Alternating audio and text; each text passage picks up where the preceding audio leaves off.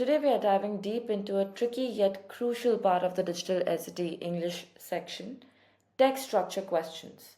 Now I know many of you have been struggling with these questions and you're not alone. These questions often trip students up because they require you to understand not just the content of the passage but how it's organized, why the author structured the text the way they did.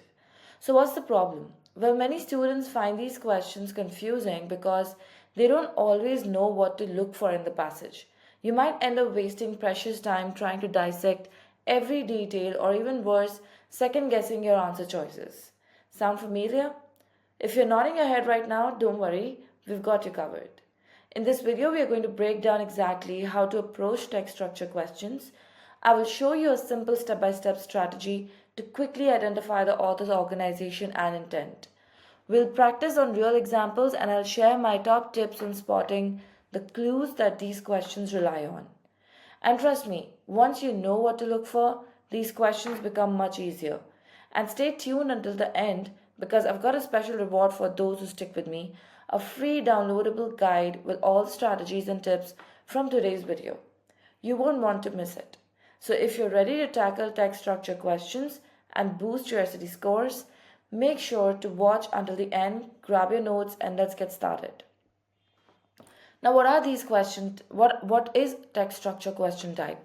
Here it's basically more about the information flow from one idea to the next. That is how you really understand how the text is being structured. Right? How are the ideas connected to each other? Now, the question stem for this type always remains the same. Which choice best describes the overall structure? So the mention of overall structure is enough for you to know that you're dealing with a text structure question type. Let's go ahead and see the steps involved in this particular question type. It's a 4-step strategy approach. The first step remains the same, that you read the question stem and you know that you're dealing with a text structure question. The second step is you identify the parts and the options.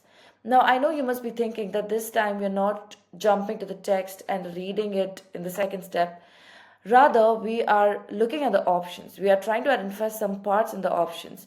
When we take up the example, it will be more clear to you as to what I'm really referring to when I say that we identify the parts and the options first. And once we have identified these parts, we will be looking at the next step, that is identify the start of the text. Understand what is it starting off with. What is it that's been discussed at the start of the text and the immediate next idea.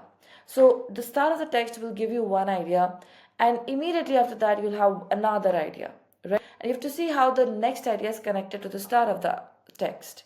This is what we are trying to do, and again we'll be looking at examples to understand how do we really implement this step. And the last step is option elimination strategy. Now when it comes to option elimination strategy for this particular type, there's a specific approach that we need to take so that we don't get lost in the lengthy options that they generally give you for this type. Now with this understanding, let us go ahead and take up the first question on text structure. This question is of an easy difficulty level. Now, like I said, the first step is going to be read the question stem. So overall structure, we know it's a text structure question type. The second step is that we will go ahead and try and identify certain parts of the text. Now, what do I mean by that? Let's look at the options. Now, let's read them. The text identifies a complex problem, comma, then. The text summarizes a debate among researchers, comma, then. The text describes a general situation, comma, then. The text discusses several notable individuals, comma, then. Do you see certain commonality between all the 4 options over here? There is something that's been given to us here, and then we have a comma, and then we have a B, right? With the help of then B, which is basically trying to tell us how the text is being structured or how many parts the text has been structured in. So as per the options, I can see that the text is probably going to be structured into 2 parts because my options are also structured in that manner. There are 2 parts of the text that I need to identify when I read the text. This is the understanding that I want you to gain when you look at your options. Just this. You're just trying to understand how many parts are there in the text when you read it with the help of these options. Once you have gained this understanding, we'll go ahead and read the text. And when we read the text, there are certain parts that we are going to pay attention to, right? That is how the text is starting. What is it that is being told to us at the very start of the text? And then the next idea. What is the next idea that's been given to us in the text? And how is that next idea connected to the first sentence that is given to me in the text? Let's read this one. Many films from the early 1900s have been lost. So it's telling me something about films from the early 1900s and that they have been lost. Okay, it's a fact that many films from a particular time frame have been lost. These losses include several films by the first wave of black women filmmakers. Now, what kind of losses are we talking about when it comes to these films is being told to us. We know about these lost movies only from small pieces of evidence. How do we know about these lost movies? Is being given to me in the third sentence. So clearly, these three sentences are more about like the films being lost, what kind of films are lost, and how do we know about these lost movies, right? Still talking about the lost movies or the films from the early 1900s. Now, the next sentence is the for example. As soon as this phrase comes up, I know that the idea is shifting now because now we are not talking about the lost films generally. We are giving an example to show these kind of lost movies, right? It says, for example, an advertisement from Jenny Welcome's documentary Doing Their Bit still exists. There is a reference in a magazine to Tracy's film A Woman's Error, and Maria Williams' The Flames of Wrath is mentioned in letter. So it's basically just telling me or giving me an example on how these lost movies or these movies are known. These examples are simply just telling me about how we know about these lost movies from small pieces of evidence, right? But all I care about is how the text started. It started off by talking about how films are lost, and then it gives me an example, or three examples in this case. Right? Now, with this understanding, we are going to look at our options and start with our option elimination. Now, I had mentioned earlier there's a particular strategy that I want you to use when you are taking up the option elimination for this particular question type. Now, we already identified that all the options are divided into two parts, A, comma, then B, correct? Now, you also understand that, the options are very lengthy, so you don't want to read all of it at a go and then decide if you want to eliminate it. Rather, what we'll be doing is we'll be dividing the options into two parts and see what parts can we eliminate first, right? So let's say in the choice A, you're able to eliminate the first part. It means that the whole option is out. The whole option has to be correct in order to make A the correct option, right? But in case the first part is wrong, then you don't have to read the part B. That is enough to eliminate this. Now let's read the option A. The text identifies a complex problem. What complex problem has been stated to us? This text started by saying that a very factual information that many films from the early 1900s have been lost. That's not a complex problem that needs to be solved, right? So I don't like the mention of complex problem over here, and so I'm going to eliminate this. I don't have the need to read the second part of this option. I could just eliminate it with the help of first part. Let's go to B now. The text summarizes a debate among researchers. Now, it says that there was a debate that's been mentioned to us at the start of the text. Clearly, there was no debate, right? There's no mention of debate. All I know from the start of the text is that films have been lost. How do we know about these films? What do we know about lost movies? How do we know about those lost movies? Right? So clearly, there was no debate that's been talked about in the first part. I will eliminate B as well. Let's go to C. The test describes a general situation. Yes, this is a general situation for sure because it talks about many films from a certain time period being lost, right? It's not very specific. It is a factual information that's given to us generally, right? So I like C as of now. I can't eliminate the part A, so I will move on to D now. The text discusses several notable individuals. Now, if you remember, these notable individuals bit or the mention of individuals came to us later in the text, not at the very start of the text. The very start of the text did not talk about one particular individual or more than one particular individuals immediately, right? So clearly the notable individuals come later and not at the start of the text, so I'm going to eliminate D. You're left with C, and that is the correct option. Now, just for your reference, we will go ahead and read the part B's also of these options, right? Let's look at B. Then presents examples of unsuccessful attempts to solve that problem. There's no mention of unsuccessful attempts. The examples are as to how little evidence we have for those lost movies, correct? So we could have eliminated from here as well. The second part of choice B gives reasons for supporting one side in that debate. There's no debate, guys. There's no debate. So B is out. C then illustrates the situation with specific examples. Yes, there's an illustration. There's a mention of for example in the text. So there's clearly illustration and specific examples. D then explains commonly overlooked differences between those individuals. The differences between individuals is not given to us. The examples are all about how there are small pieces of evidence telling us little information about lost movies, right? So again, part B over here would have also been incorrect. Now the idea over here is, let's say you did not really understand the first part of the text. It was quite complex for you, you did not really understand it. What to do in that case?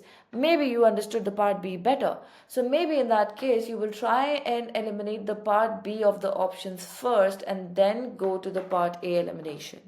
Right? So you can always switch which part you want to eliminate first depending on how clear you are about the start of the text and about the end of the text, right? You can be flexible with that.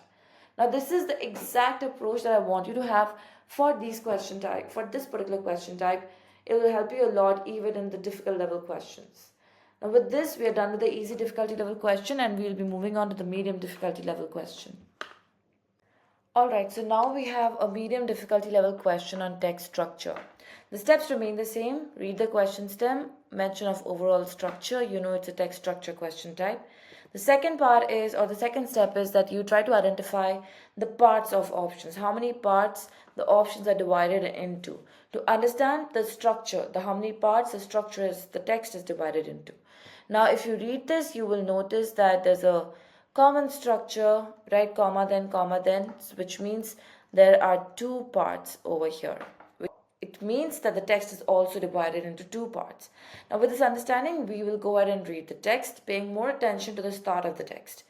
Using NASA's powerful JWST, these people, this Morales and colleagues, measured the wavelengths of light traveling through the atmosphere of WSP, an exoplanet or planet outside our solar system. So these people are doing something with the help of this telescope, correct? They are measuring the wavelengths of light traveling through whatever, but they're just basically doing something. They're measuring the wavelengths of light traveling to a certain place. This is what they're doing. Different molecules absorb different wavelengths of light, and the wavelength measurements showed the presence of, it's talking about their observation, what they saw, right? It showed the presence of CO2 in WAF's 39b's atmosphere. The finding not only offers the first decisive evidence of CO2 in the atmosphere of an exoplanet, but also illustrates the potential for future scientific breakthroughs held by the JWST. Now it's telling us how this finding that they found was important, correct? They not only found the evidence of CO2 in that particular atmosphere, but also that the future scientific breakthroughs can be met because of their findings, right? So good experiment, good findings, something great can be done with the help of it, right? But let's go back to the first part and let's try and understand what is it really talking about at the start. It talks about how these people conducted a certain experiment, right? They used this, right? And then there's more information about this particular aspect, different molecules absorb, different wavelengths of light, etc., etc. Correct? Now with this understanding, we'll move to the option elimination. Again, we have two parts in all the options, so we're going to start eliminating the part A first. Let's look at A. It discusses a method used by some researchers. Yes, it does talk about a method, so I can't eliminate this option on the basis of part A. I'm going to keep it. Let's go to B now. It describes how researchers made a scientific discovery. Yes, how the scientific discovery was made is definitely being told to me at the very start with the help of this. So again, I couldn't eliminate the first part of choice B. Let's go to C. It outlines the steps taken in a scientific study. Now, there are no exact mention of steps, like the exact steps that they took, first this, second that, third that, is not being told to me in the text at all. So this is definitely out, right? It is not, there's no mention of outlining the steps or the exact steps taken for this particular scientific study. Let's go to D now. It examines how a group of scientists reached a conclusion. The conclusion of the finding comes later at the end of the text, right? Not at the start. So I'm going to eliminate D for this reason. Now let's go back to A and B, where we will try to identify what's wrong with the part B of these options, or in which option can I eliminate the part B. Let's look at A first. Then states why an alternative method is superior to it. There was no alternative method being discussed in the second part of the text. In fact, in the whole text, there was no mention of any alternative method. They, in fact, liked the method that they were using because they give them first evidence of something and also gives them possibility of doing further or future scientific studies, right? So B is definitely out because there was no mention of alternative method, which makes the whole option A incorrect. Right, now let's go to B. Then explains the importance of that discovery. Definitely the importance of that discovery is being given to us at the end of the text, at the last sentence of the text, that not only offers the findings, not only offer the first evidence of something, but also illustrates the potential for something. Right? So very clearly B is the correct choice. And I hope you understood how easy it was for me to eliminate my options by dividing the options into two parts and really paying attention to how the text started and how it ended. Now with this, we are done with the medium difficulty level question. We'll be moving on to a difficulty level which is tougher than the one that we took right now. Alright, so we are taking up another question on text structure. The difficulty level of this question is hard. Let's read the question stem. It says overall structure here. This tells us that you're dealing with a text structure question type. The second step is obviously you identify the parts the options are divided into so that you know the parts the text is divided into, right? So let's look at A over here. It presents a theoretical concept, comma, illustrates, and then we have comma and. B, again we have a comma and then and. Again in choice C we have a comma and then again a comma and. D, we have comma offers and then comma and, which means there are three parts in all these options, right? There is a series in all these options and there are three parts. So now we have A, comma, B, comma, and C, which means the text is divided into three parts, right? But again, the strategy remains the same when you're reading the text. You will pay attention to the first part, how it started, then what's the next idea, how the start of the text is connected to the next idea, and then how the text ended, right? Let's read this. So mathematician Shannon is widely regarded as a foundational figure in information theory. So the first sentence is introducing a particular mathematician, right, and that why this person is so widely regarded or known as a foundational figure in information theory. His most important paper, A Mathematical Theory of Communication, published in 1948 when he was employed at Bell Labs, utilized a concept called binary digit. Now, basically, the second sentence is telling me about his most important paper, his most important work, right? And it did something, it utilized the concept called this to measure the amount of information in any signal and determine the fastest rate at which information could be transmitted while still being reliably decipherable. So it's about this person, Shannon's discovery, right? Now, the last sentence or how the text ended, Robert, one of Shannon's colleagues, said that the bit was Shannon's discovery and from it the whole communications revolution has sprung. So this person, Robert, is basically telling us how important Shannon's discovery was and how it was so beneficial, right? Because from it the whole communication revolution has sprung. From there it started, the communication about this particular aspect that he discovered, right? So basically three parts of the text, mention of who are we talking about, and the second sentence is about the most important paper of this person. The third part is about how important the discovery was. Now with this understanding we are going to our options and we'll try and eliminate some parts of it. So again we have A, B and C, so we are going to look at only A's first. Now A's choice A, the first part says it presents a theoretical concept. No such theoretical concept is being told to us at the very first sentence of the text. It comes later in the second sentence, right? His most important paper and all those kind of information that comes later, not at the first sentence. So I'm going to eliminate A because the theoretical concept comes later, if anything. The first sentence talks about this person, right? It's more about the person.